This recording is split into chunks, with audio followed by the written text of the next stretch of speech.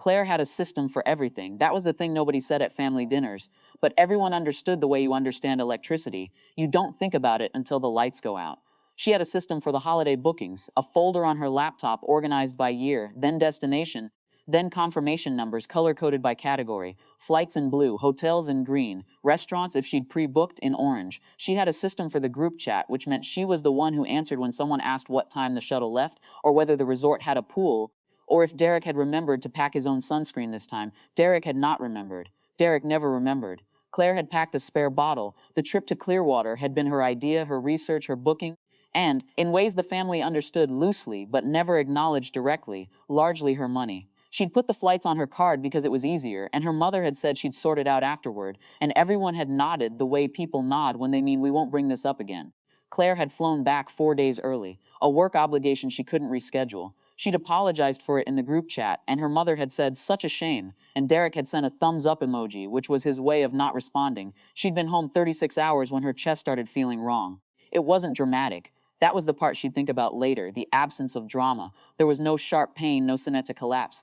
Just a pressure that didn't belong, a breath that didn't finish, a Tuesday morning that turned into an ambulance without any clear moment where the decision was made. Collapsed lung. Spontaneous. The doctor used the word spontaneous like it was supposed to be reassuring, like the body betraying itself without reason was preferable to having a reason. She was in a room by herself. The monitor beeped at a pace she eventually stopped hearing. She had her phone because they hadn't told her not to, and there was nothing else to do at 11 p.m. but exist inside the strange suspended quiet of a hospital at night, where time moved differently, and everything felt both urgent and very slow. She opened Instagram without thinking about it.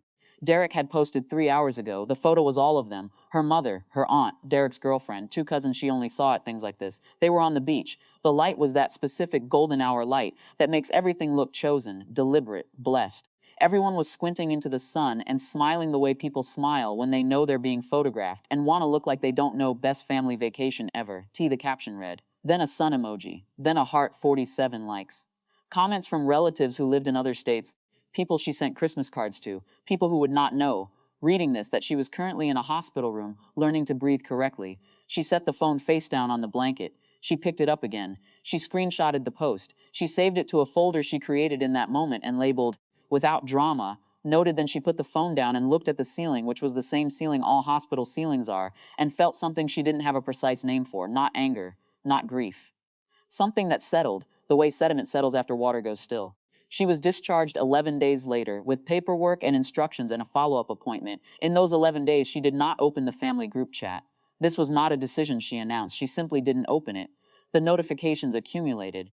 She could see the number climbing in the corner of the app icon, and she found, to her own mild surprise, that she felt nothing about it. She learned, through peripheral awareness rather than direct engagement, that some things were not getting done. A cousin's wedding in September needed someone to coordinate the family block booking at the hotel because the discount rate expired on a specific date. Her mother had asked Derek. Derek had said he'd look into it. Derek had not looked into it. There was a Hotel Points account, linked to Claire's email, that the family used when they traveled together. The login lived in her head and in the color-coded folder on her laptop. Nobody had ever needed to know it before because she had always simply handled it. Nobody knew it now. She was sitting at her kitchen table on a Thursday, drinking tea slowly because her chest still ached faintly at the edges of deep breaths when Derek called. She watched the phone ring. She answered on the fourth ring, not from hesitation, but because she was finishing her tea. "Hey," he said. He had the voice of someone who had not considered that this call might require preparation. "So Mom said you might be able to help with the reunion thing. There's a place we were thinking of, upstate, and someone needs to sort out the booking before the end of the month." "I'm still recovering," Claire said. A pause. "Right, yeah, obviously. I just meant when you're feeling better." "Sure," she said. She did not say, "I'll look into it." She did not say, "Send me the details." She said, "Sure." Which is a word that means many things and commits to none of them.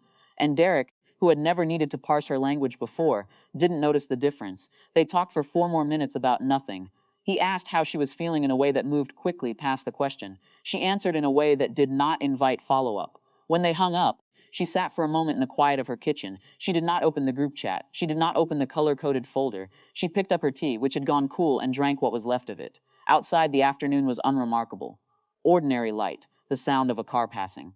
Her chest rose and fell with the careful steadiness of someone relearning something they'd always taken for granted. She did not feel victorious. She did not feel defeated. She felt like a woman sitting in her own kitchen, breathing, taking up exactly the space she occupied, and not 1 inch more, which was, she understood now, already more than anyone had been counting on. She left the notifications unread. That was all. That was enough.